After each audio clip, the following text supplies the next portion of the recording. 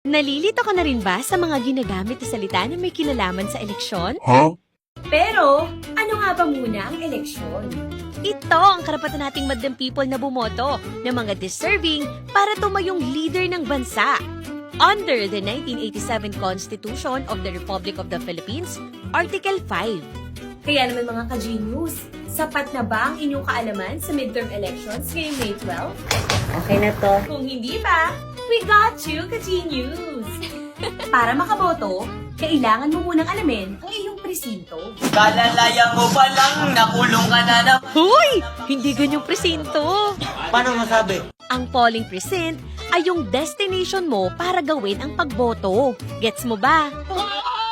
Oops! Hindi dapat ganun mga ka-genius! Ngayong halalan, kailangan nating pag-isipan ng ibobotong opisyal dahil nakasalalay sa kanila ang ating kinabukasan. Futuristic yarn!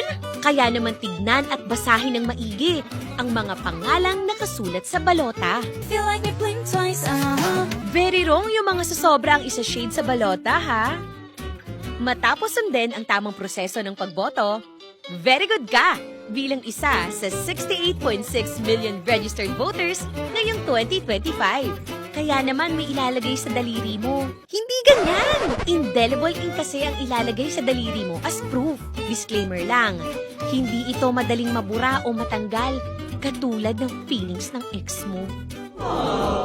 Ngayong election season, always remember to vote wisely at pag maging...